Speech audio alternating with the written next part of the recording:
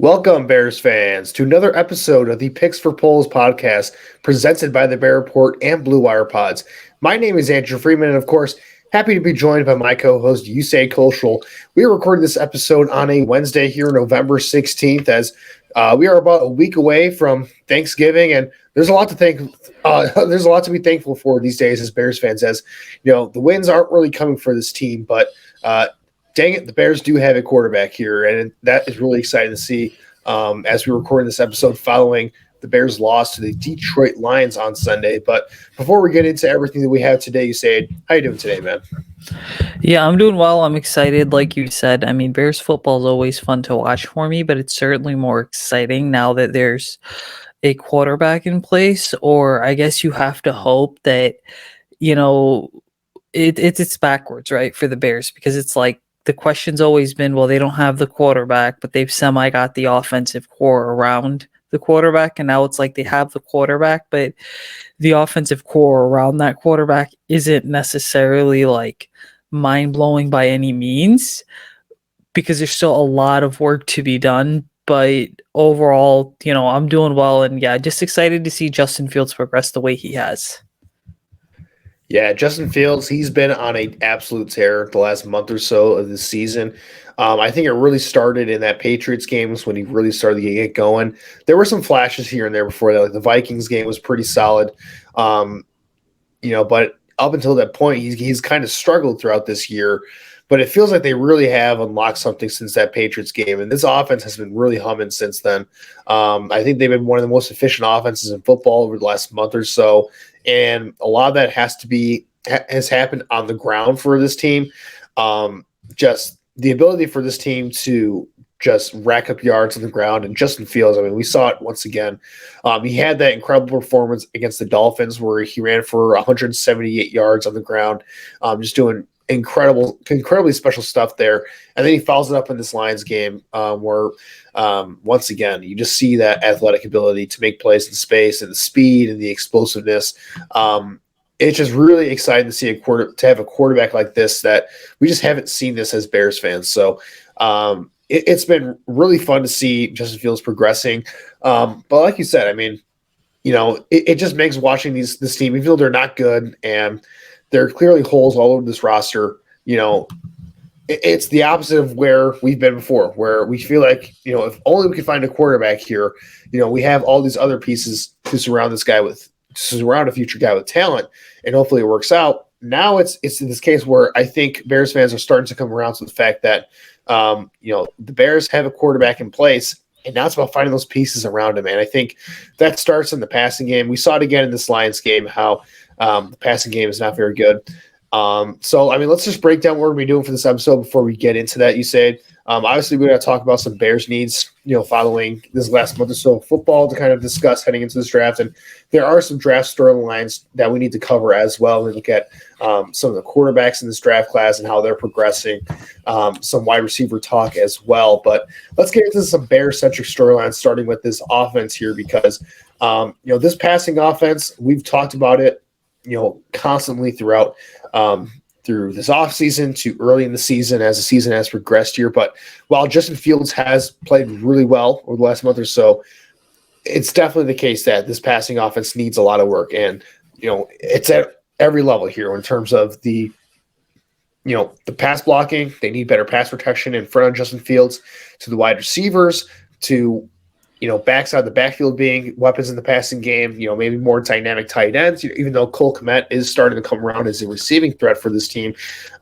There's just a lot wrong with this passing game right now. And, Justin Fields, he's been more efficient as the year has progressed. But we saw once again this Lions game where, they have a chance to go down and win the game on a last-minute drive once again for, I think, the second week in a row.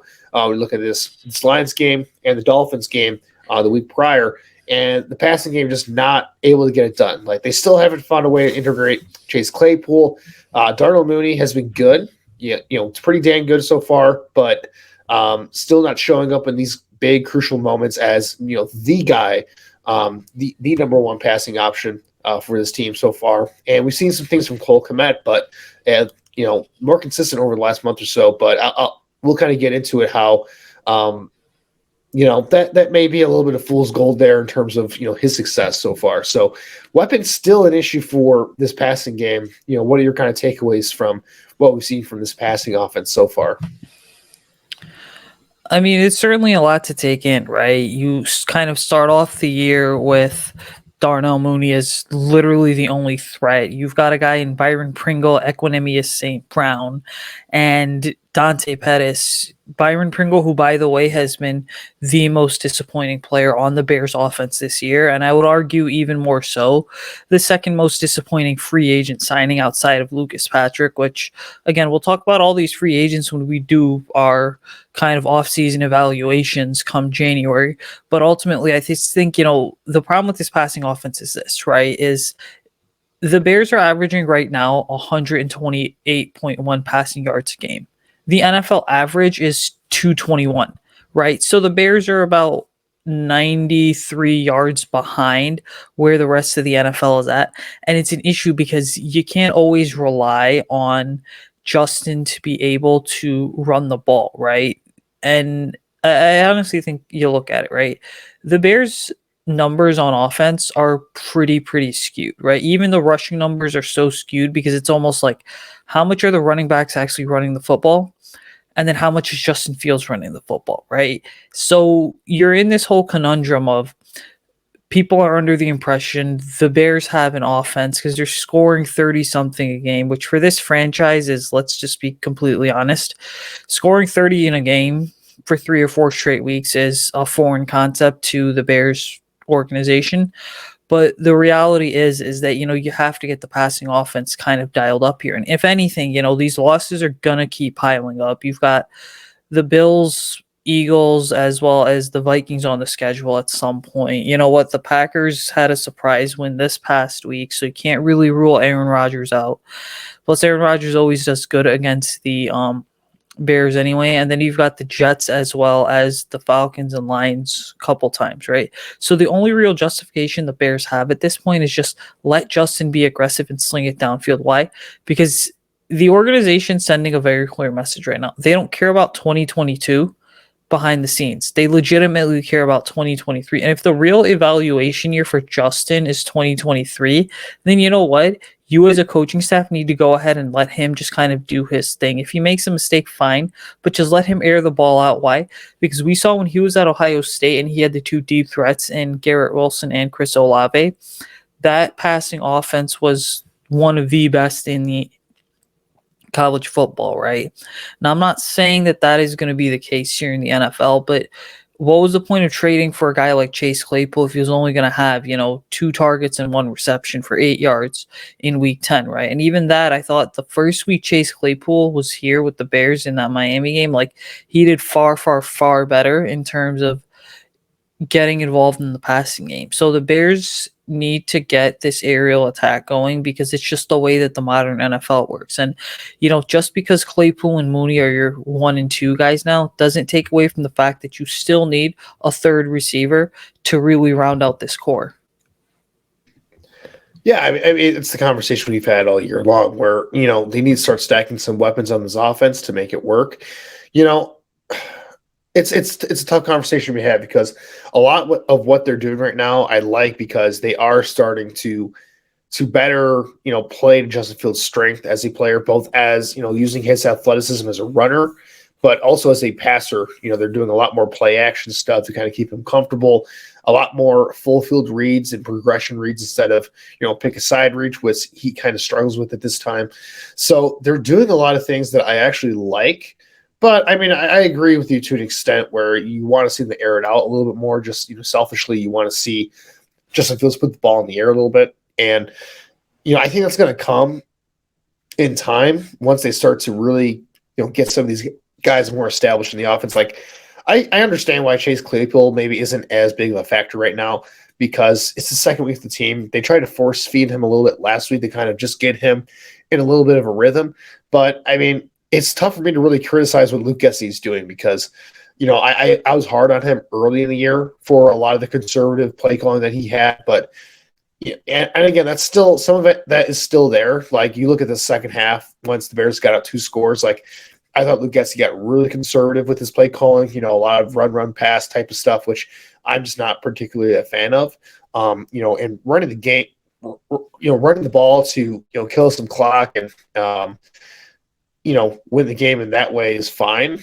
But, you still got to mix it up a little bit and find ways to be aggressive when you can.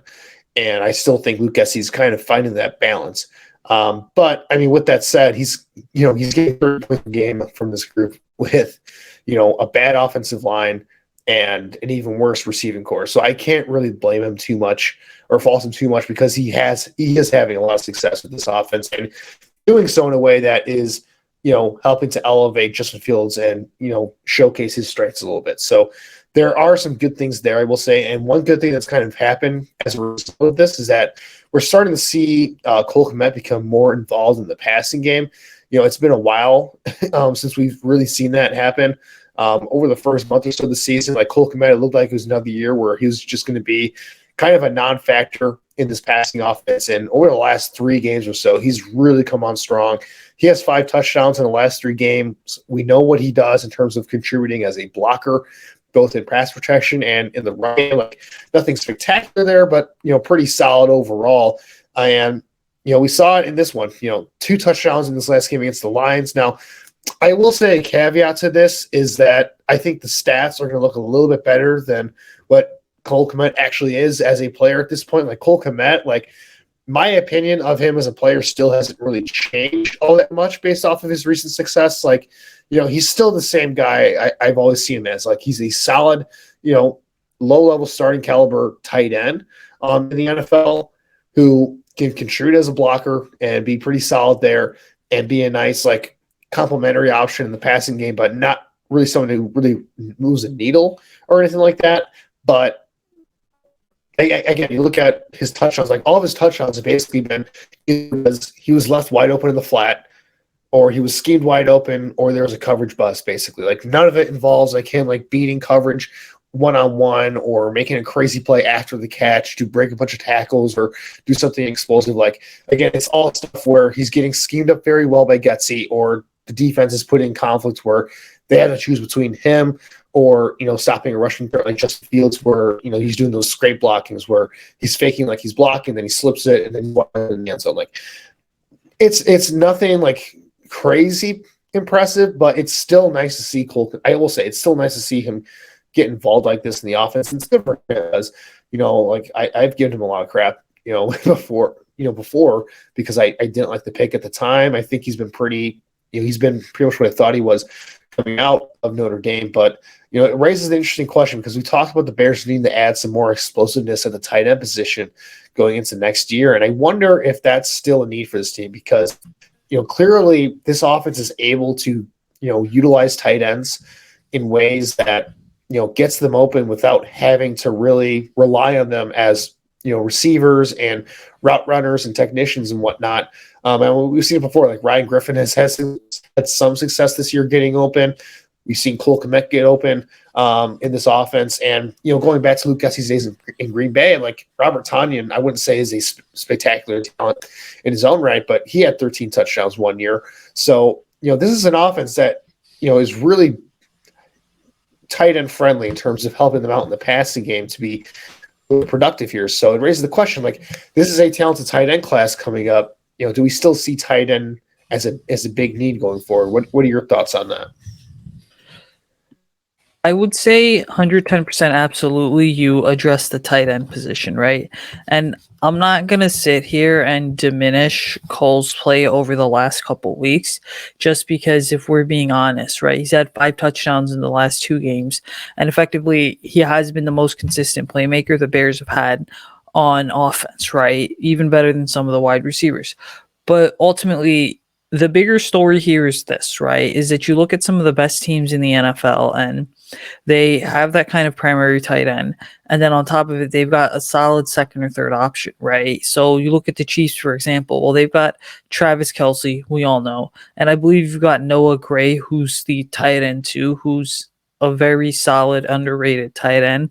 Not ever going to be your like 60, 70 catch guy, but just going to be someone who has like 30 to 40 receptions a season, which is good enough, by the way. And the Bears need to kind of find their version of that, right? They need to find somebody who's going to come in, be reliable, can kind of be on the field in some of these goal-to-go situations.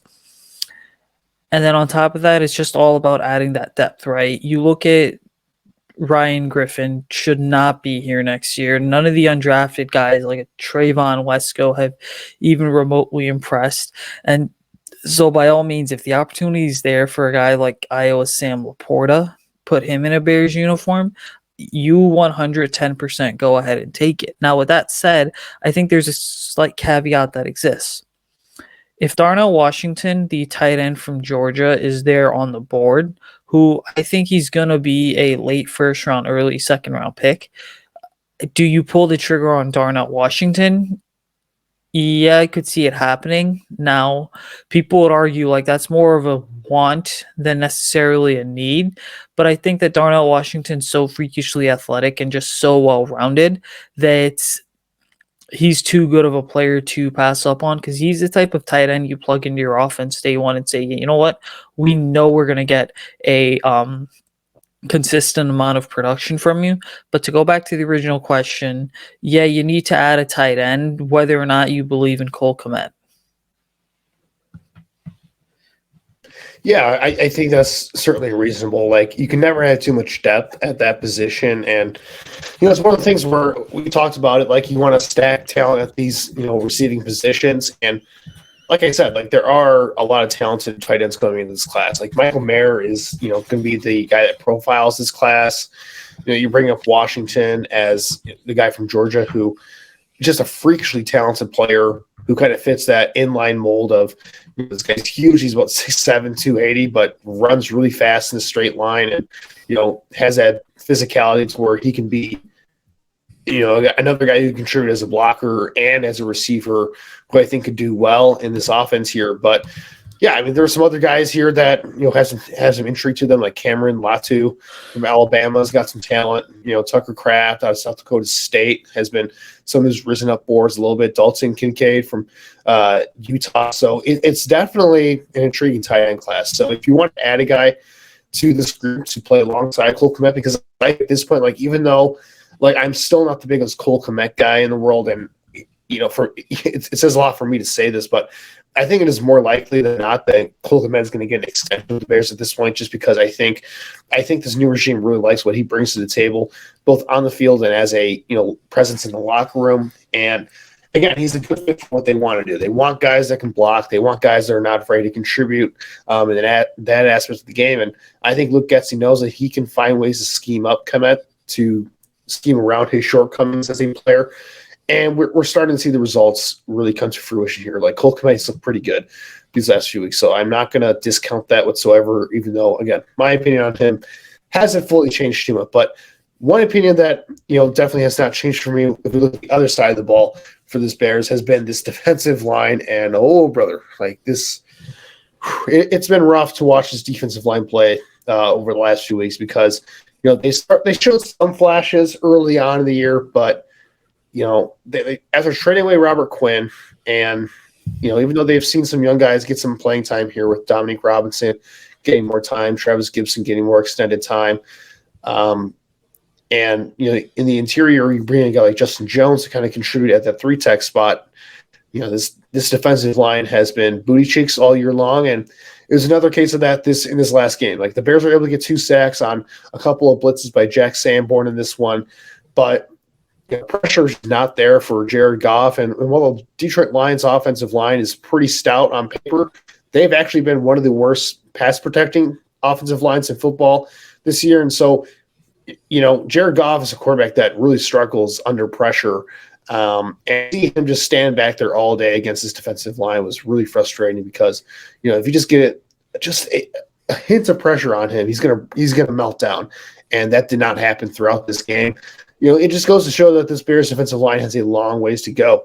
And, this Bears front office, new regime, they invested in the secondary in this latest draft in this offseason. But I think when you look at this next draft and this next offseason, defensive line is going to have to be a position of need again. And you go look at some of the prospects that are going to be there for, um, this coaching staff and this new regime in the draft here. Like, obviously, the headliner we talked about before is Jalen Carter out of Georgia. Like, I don't think it's hyperbole to say that Carter is the best prospect in this class. If you take positional value out of it, I think, especially for non-quarterbacks, he's probably up there as the number one guy. He's been fantastic this year for Georgia as their number one guy.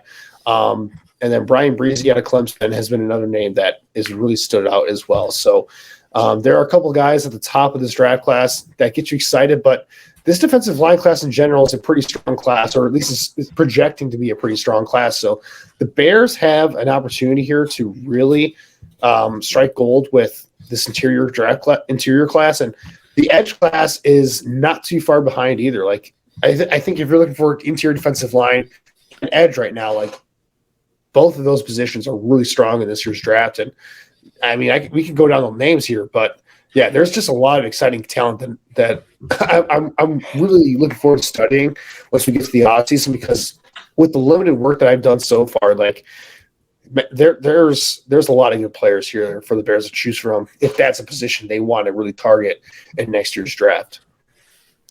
Well, I think really when it comes to defensive line, the question is not necessarily should the Bears do so. I think no, absolutely the Bears have to do so, right? You're talking about a team which completely overhauled the defensive line. They kind of moved on from Bilal Nichols, Akeem Hicks, Eddie Goldman, three players who were kind of bona fide starters on that D-line, and then you ship out Robert Quinn and Roquan Smith, and all of a sudden you're looking at your front seven and you're like, wait, who's who, right? Outside of number 93, Justin Jones, who, by the way, I think Justin Jones, he's on a 2-year deal here in Chicago, but it's clear that he's probably going to be here for much, much, much longer than the 2 years that he originally signed for. But if you're the Bears, right, there's been a couple interesting possibilities that have been floated on social media as of late. And one of the ones has been DeForest Buckner, right? He's carrying a massive cap hit right now with the Indianapolis Colts. They could cut him in 2023 and save about $19 million in cap space. Now, there's two problems that exist with that. Number one, the Colts are going to have a completely new coaching staff, but you could certainly see the GM Chris Ballard sticking around and wanting to keep DeForest Buckner on the roster. And then number two, right, do the Bears really want to shell out a big contract for a veteran player who's effectively going to be on his third team since 2016? Those, I think, are both fair questions to ask. Now, if you ask me, what does DeForest Buckner bring to the table? It's really two things. You're talking about number one, experience, because he at that point would be the most experienced player on the Bears roster. And then number two, you're talking about familiarity with the coaching staff, right? But naturally, just because of experience and familiarity doesn't necessarily mean you should go invest in a player. So for the Bears, where they're at, right, Buckner's not necessarily an option that should be realistic for this team, because number one, he's got to get released first. But the number two, the question is Ryan Poles going to shell out a big contract for a player like him, right? Because Buckner's not signing on like a 1-year prove-it type deal next year. That's not going to happen. More so, you go ahead and you build through the draft, right? You look at the Lions. They've got they've got Aiden Hutchinson, right? So the Lions have Aiden Hutchinson, who I think is going to be a game wrecker for years to come. The Bears need to find that. And the good news is this is the draft where if you're going to invest in the trenches, you've got some really good options, right? Because you have a couple solid offensive tackle prospects. And then on the defensive side of the ball, you have Jalen Carter, defensive lineman from Georgia, and you've also got Will Anderson, Miles Murphy, Brian Breezy. So the overall theme for the Bears here is this: when it comes to figuring out what to do with the defensive line next year, is it's not an option. No, you do have to address it's a necessity. And then number two, the reality of this whole thing is that you just can't go wrong here. Like, it's going to be hard for Ryan Poles to mess this thing up. Yeah, well, I'm going to circle back to the DeForest Buckner conversation real quick because I don't think it's realistic that DeForest Buckner is anywhere except in Indianapolis next year. Like, I don't think the Colts want to move him. He's just way too damn good of a player for them to even consider that. Like, even if they were going full tank mode, I guess if the Colts were going full tank mode, then I'd understand it. But I don't think they are. I think they can still be competitive. And, also the Colts are just a very unpredictable organization right now anyway, with the way that Jim Irsay is kind of running things. I who knows? Maybe Jim Irsay's next demand of this team is to trade DeForest Buckner, and that would be just wild because that guy's on an absolute bender right now. I don't know what to even make of the Colts situation moving forward. But I'll say this: like, if DeForest Buckner becomes available, like, honestly, if I'm the Bears, I'm considering it. And would they be willing to maybe trade a future pick for DeForest Buckner to make that deal happen? I don't know. I'd be all for it. Like Buckner is still like a top 5 defensive tackle in the NFL. So, like, if you can get that guy on your team, like, I am all for it. And the Bears should not let money get in the way of anything next year. If they use money as an excuse next year when they have like literally like twice as much cap space as any other team in the NFL. Like, they're going to next year with $120 million in cap space is what's projected right now, but over the cap. Like, I don't want to hear money as an excuse for anything in terms of like not getting a deal done for a player, if that's the case, or not willing to spend money, not really being willing to bring a guy in to the team because they're not willing to meet his asking price on a contract. Like, I don't want to hear that next year. That's not an excuse. Like, this Bears team is in perfect position to absolutely spend like crazy next offseason. And if you have the opportunity to bring in a premium talent like DeForest Buckner, and believe me, he is a premium talent. And for all the other reasons you mentioned above, like, the familiarity with Eberflus in this scheme, the fact that he's still not an old player. Like, he's going to be on his third team, but he's going to be 29 years old next year, still in the prime of his career. So he's got, at least 2 or 3 years of quality football left in him. And if you're a team like the Bears, you need to maximize these last 2 years of Justin Fields' rookie contract when he's super duper cheap. Like, I don't know. I think that would be a deal I'd make 10 times out of 10, but that's just me. But, when you look at – this is getting into the offseason discussion for AC, but you look at the rest of this defensive tackle free agency class in general, it's a pretty Ryan Poles could do a lot of good things here. Like you said before, like, it would be very hard for him to mess this up because there is a lot of talent here to choose from, both in the draft and in the free agency pool. You look at, like, Javon Hargrave is probably going to be the top defensive tackle on the market next year, and he's been an absolute game wrecker for the Eagles this year. He's a guy who's still, relatively young at 29 years old, has a couple of years left in him. I could definitely see the Bears throwing a bag at him next offseason to bring him in. Deron Payne, former first-round pick of the Washington, now Commanders, he's going to be going to his 6th year. He's going to be a free agent. He's kind of underwhelmed a little bit as a first-round pick for the Washington Commanders, but he's still a really pretty dang good nose tackle type. So if you wanted to bring him in, he can kind of play that nose tackle to, a 3-tech that you bring in, like a Javon Hargrave, or, whether it's a Forrest Buckner. Like, he can definitely fill that role as a nose tackle that can not only stop the run, but also get after a little bit as a pass rusher as well. So, like, Ryan Poles is going to have options, I think, to address the defensive line group. Where I think it gets interesting for me is what do they do at the edge position, because there aren't a ton of great edge free agents to choose from. Like, Marcus Davenport's going to be, I think, the top name from the New Orleans Saints, a former first-round pick. Somebody whose sack production doesn't wow you when you look at it, but you look at him play and his grading profile, and he's definitely a player that I think is a lot better than what the stat sheet shows, because I don't think he's had a 10-sack season, or if he has, it's probably like 1 10-sack season, and his sacks are down this year. But you watch Marcus Davenport play, and you know that this guy has got a lot of physical talent to wreck some games.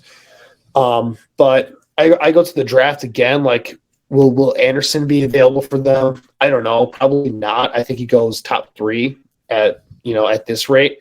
But I think a Miles Murphy could be available for them at edge. Terry Wilson on Texas Tech, he's rising steadily up draft boards as well. And then you get into day 2 the late first round, day 2 discussion here. Isaiah Foskey out of Notre Dame, another Notre Dame guy that could be an option for the Bears. Felix Anudike Uzama out of Kansas State. He's a raw player, but definitely has some traits where you like him as a day 2 player. We talked about BJ Ojulari a couple weeks ago as well out of LSU. And again, there's a lot of other edge players that are really talented in this class. So, it's something where I think the Bears should be looking to,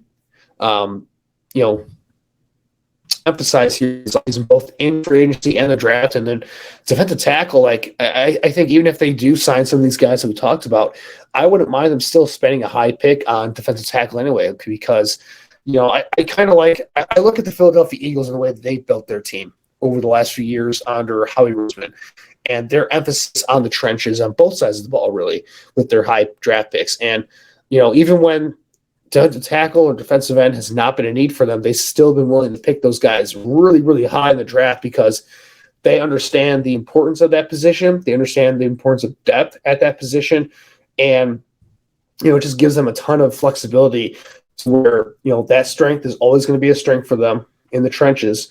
And, if a guy hits free agency and they're not sure if they want to pay him, guess what? They still have a guy winning wings to where they're not losing anything if they had to let some guys go in free agency. And I think the Bears should be running with a similar mindset here. So even if they do address defensive tackle with 2 signings this offseason, they should be still willing to draft a guy, if not on day 1, then day 2.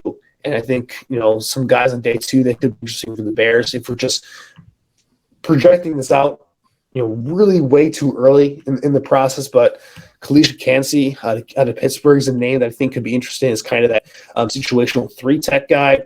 Tuli Tuipulotu out of USC. He's been a guy who's kind of been on the NFL radar for a couple of years now. And, when you look at Michigan, Mozzie Smith, he's a guy who's on Feldman's freak list this past summer. So, somebody with a lot of athletic physical potential, a 6'3", 337 massive dude who has a lot of athletic ability to work with. So, there's a lot of options, I think, for addressing this group next offseason. So I'm not worried about it right now. But it's something where, we definitely need to see this get fixed because I'm tired of watching this Bears defensive line in its current state just knock after the quarterback and get bullied in the run game. That's something that, cannot continue moving forward. So let's move on in this draft discussion here by talking about some general storylines, Usayd, starting with the quarterback discussion. And I think it's pretty clear at this point. We haven't talked about these guys in a little bit here, but now that we've had some time to kind of process this season and look back at what these young quarterbacks have done this year, I think we've clearly seen that Bryce Young out of Alabama has established himself as the clear-cut quarterback 1 going into, what's going to be going into the offseason process. And even though Alabama's not going to be making the college football this year, and we're still going to have a lot more information to gather from CJ Stroud as he finishes his season over the next few weeks, really over the next few months or so.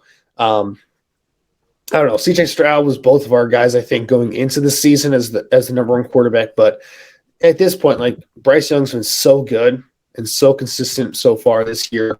And, when you look at CJ Stroud, Will Levis, some of these other quarterbacks, no one has really stepped up, I think, to the plate here to dissuade me out from thinking that. What are your thoughts on Bryce Young and really the quarterback conversation as a whole? I mean, there's a lot to digest there, right? Now, I remember you and I kind of hanging out on this podcast in August and September, and we were kind of talking about how, we felt as if it was going to be CJ Stroud and then Bryce Young. But I think when you look at this whole thing overall, the key thing to understand is that the reason Stroud hasn't necessarily taken off this year simply because as a quarterback himself, he's not as explosive of a playmaker as his predecessor, Justin Fields. The second option is that Stroud has these explosive wide receivers like a Marvin Harrison Jr., but the other guy who we're going to get to a bit later, Jackson Smith-Njigba, has just been banged up all year, kind of been in and out of the entire lineup. Now, I think you look at Bryce Young, and what sticks out to me about Bryce Young is the simple fact that there's so much consistency that's there. It's genuinely kind of hard to argue against him, because I don't think Bryce is the type of player where he's a gunslinger or he's got this really big arm. He's a big mobile threat, right? He's a threat when he gets outside the pocket. He can create these off-script plays. I'm not saying I'm not saying that that's Bryce Young, right? But I think that Bryce overall is such a well-rounded quarterback prospect, and he's coached up really well too, which makes such a big difference. So I do see, right, Bryce Young kind of following in the footsteps of a Tua Tagovailoa and a Mac Jones, right? And more so, I think a player like Tua Tagovailoa, in the sense that he's not necessarily this overly dynamic kind of playmaker, but just does more than enough every single week to get the job done.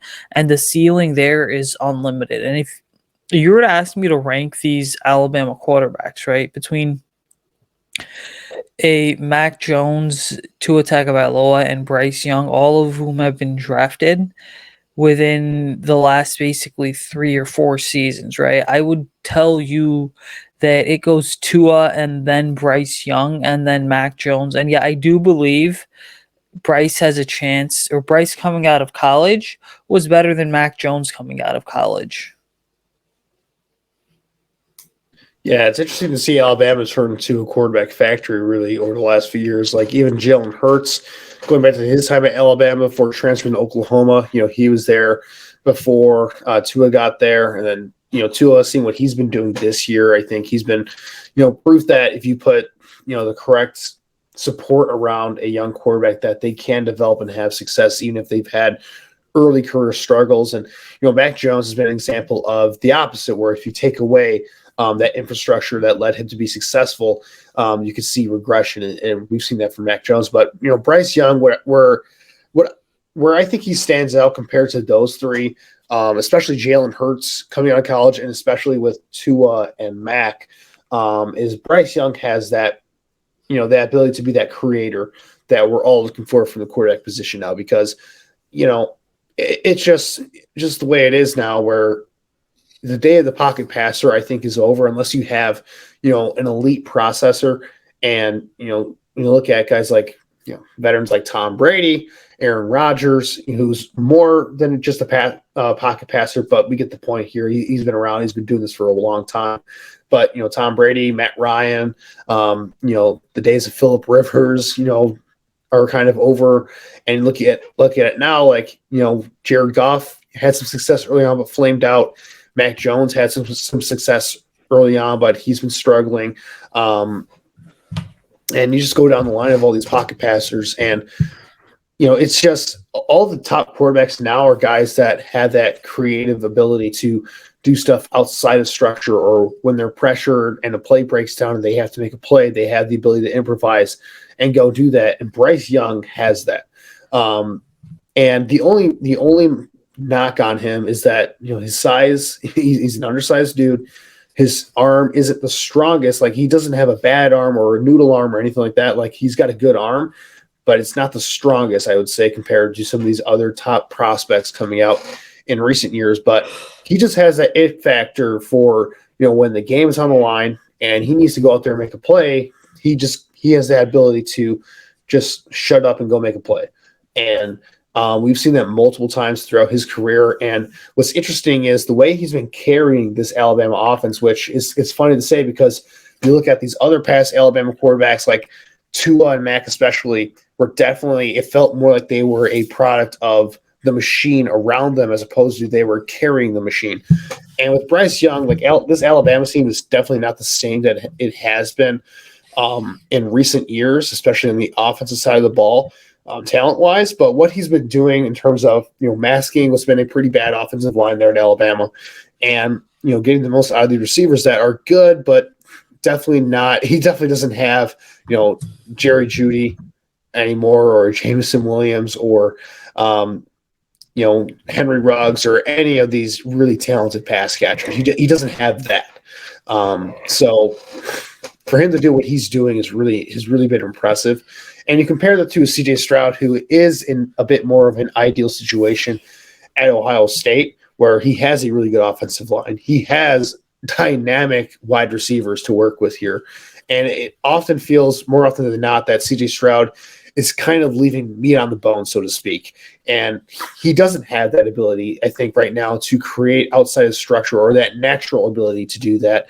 And I think that's something that I think a lot of NFL teams are going to be looking for, because that is such a valuable part of playing quarterback now. Is when it breaks down, we're not going to be able to have the perfect play call all the time. Do you have, that ability to break out of structure and, that ability to stay calm and, be even keeled and process things in front of you and just go out there and make a play. And I think that's something that Bryce Young has, and I'm not sure it's something that any of these other quarterbacks have right now. So I think, even though I like Stroud, and even though he's been a little bit up and down this year, so to speak, I have to give it to Bryce Young. I think he's done a good job of solidifying his status as quarterback one in this draft class. But I mean, that conversation is going to come more and more as we get on with the offseason, looking ahead to the next few months. But, one player, speaking of Ohio State here, one player that I think has seen his draft stock potentially fall has been Jackson Smith Njigba from Ohio State. And a lot of it is not his own fault. Unfortunately, injuries do happen, but, that's a part of this evaluation process. And, this wide receiver class, it's not, as of right now, it's not projected to be as good as some of the previous draft classes that have been very strong at wide receiver. But there are still a lot of intriguing names here. And Jackson Smith Njigba is one of those names. But, clearly, the injuries in this year is definitely something that has to be worrisome, I think, for NFL teams. You're right, and worrisome is the right term. I mean, we went into the year kind of labeling Jackson Smith-Njigba as the de facto wide receiver one. Ultimately, you look at it, he hasn't played like wide receiver one. Sure, the injuries are an issue, and he's just kind of dealt with it, right? And look, if anything, these nagging injuries, unless something significant pops up,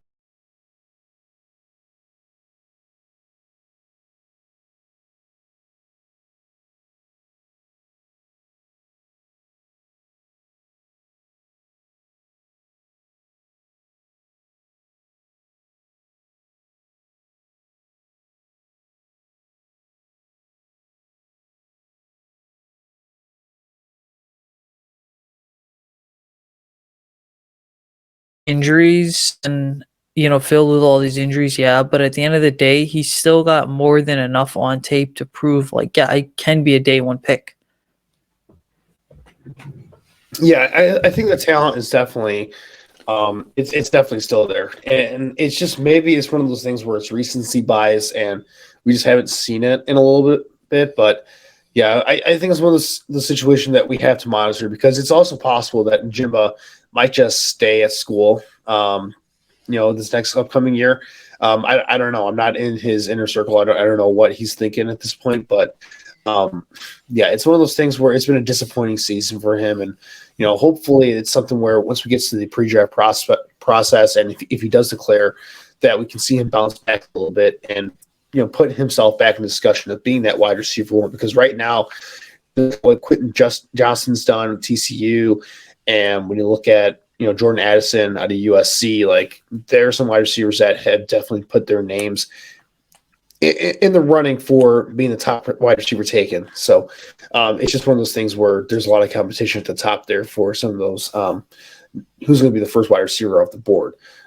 So with that said, let's transition to previewing this next upcoming matchup for the Bears, as they are poised to take on the Atlanta Falcons on the road here. So they had a couple of home games in a row, and now they're going to be traveling down south to play a Falcons team that has been, they're kind of in a similar situation as the Bears, where they're a rebuilding team that, doesn't have a ton of talent all over the roster, but they've been just a good fight team all year long. And they kind of play two teams that kind of play two very similar styles of football, where both teams want to run the ball. They want to play physical up front.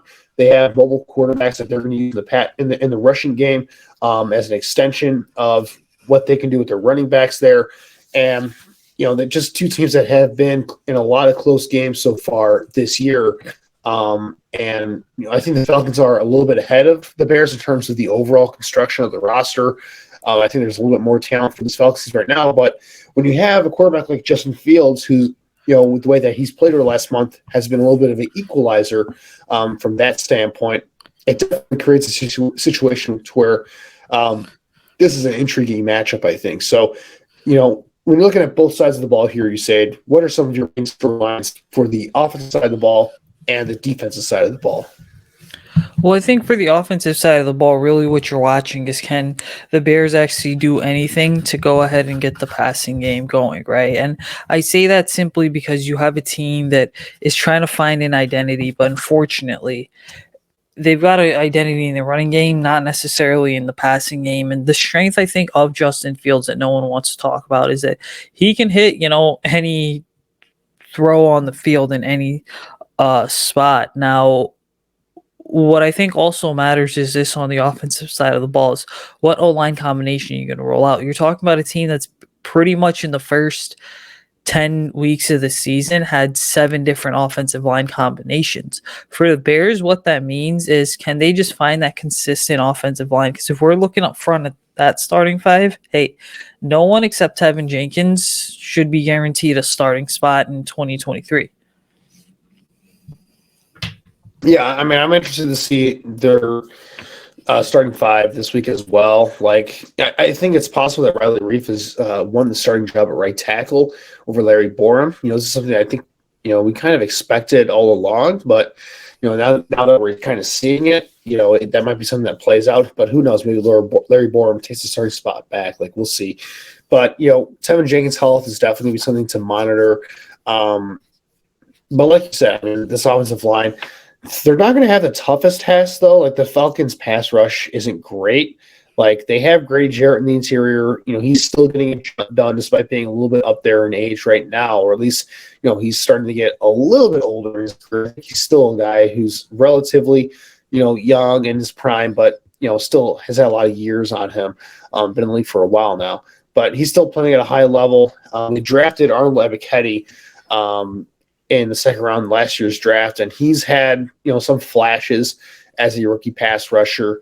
Lorenzo Carter has been okay for them. So this Falcons pass rush isn't great. So I think the Bears are in a good spot to where if they wanted to air it out a little bit more, I think they should be a little bit more comfortable with that. I'll say for them, like, I agree. Like, I think can they take advantage of this Falcons defense that does have some holes all over the place? Like, if there is one player they need to avoid, though, like, don't throw it to AJ Terrell in this game whatsoever. Like, AJ Terrell is going to absolutely lock down whoever he's covering, whether it's Mooney or Claypool. You got to avoid him at all cost. But otherwise, like, I think airing out a little bit more should be a little bit more the strategy. And they're going to be playing in a dome, so what can they do there is maybe see if they can get that going a little bit. Defensively, I'll say for me, like, the major storyline is going to be having to revolve around, just this Falcons offense is just a weird one to watch because they have some intriguing talent at receiver when you look at Pitts and Drake London, 2 of these big physical guys who can kind of be mismatch problems all over the offensive formation. They have Cordell Patterson, who, of course, we know from Chicago, you can do a lot of fun things with. He's been great as a running back for them, but he also does a lot of gadget stuff for them as well. Just a really intriguing weapon in that offense. And Arthur Smith, I think, he has his flaws in terms of being too run heavy in his offense, but he's generally one of the more creative offensive minds in football with the way that he utilizes these guys all over the place. So, it's been kind of a running joke. I have Kyle Pitts in fantasy football, and it's been a running joke all year that the Falcons are doing everything they can not to give Kyle Pitts the ball. Like, Kyle Pitts, they have this generational tight end talent who's just this great receiving guy, and they just don't use him whatsoever. Some of that is Marcus Mariota at quarterback. He's been kind of, let's just say, up and down, to say the least, this year. But yeah, I think the major storyline is the Bears stopping this, this run heavy approach from the Falcons, because they're going to have to be prepared to, play a physical game here. And I'm not sure the Bears had the personnel to kind of deal with that. So let's get into predictions here and our X factors. You said, what's your prediction for this one, and who's your X factor for this game? I mean, yeah, it's certainly, it's an interesting game because I think this is going to be the game where we kind of see the Bears get back on track. And for me, the X factor, without a doubt, is the passing game. I think ultimately you look at everything. This is kind of the game where the Bears can go ahead and take that next step forward. All right. Now, I have the Bears winning this game 31-14. Why? Because the Bears and Falcons are both teams that are going to be picking top 10 next year, right? But what makes the Bears stand out over the Falcons is, number one, the Bears have a quarterback. And then number two, the Falcons really, I feel like this year, have struggled against mobile quarterbacks. And so Justin theoretically should be able to continue carving them up on the ground while also dialing up the deep shots and getting the passing game going. Well, I'm going to say that the Bears lose this one. And I think it's going to be a high-scoring game. I don't think either of these defenses can stop these offenses, especially the Falcons and the way they play. It's going to be a mismatch because the Falcons have a really good run-blocking offensive line. They have Lindstrom at right guard and McGarry at tackle. And again, Arthur Smith has been really good at scheming these guys up this year. They still have Jake Matthews playing at a pretty high level at left tackle. So, that's just a tough matchup for this Bears defensive line that just isn't very talented. This front seven really in general just isn't very good. And, and also this Bears offense, I think people have success in this Falcons defense because the Falcons defense is kind of in a similar state as the Bears were. They're not very good either. So, I'm going to say the score in this one, I have the Falcons winning 34-30. Again, another high-scoring game. And I think it should be really exciting because I think Justin Fields could have a really big game here. I'll say that my X factor in this one is going to be Chase Claypool, though. I think, the Bears, he's going to be going into his third game here with this team. And we have to see Chase Claypool really make an impact here for this offense. I think the closest thing that we've seen from him was that first game against the Dolphins where, he was able to draw a pass interference penalty and, made a couple of catches in the screen game, but overall didn't really do a ton. And then, last week he really wasn't involved in the game plan whatsoever. So I'd like to see them get Chase Claypool going a little bit. I think, A.J. Terrell is going to be covering Darnell Mooney for the majority of this game. So Claypool's going to have an advantage, I think, to where, they could target him quite a bit in this one. And I would like to see Claypool get catch a goal ball down the sideline or something, just create a big explosive play to utilize his skill set because, the Bears, they invested what's going to be a 40 pick in him for a reason. I think they clearly see a lot of talent in the guy, and I think they see him as a big part of this offense moving forward.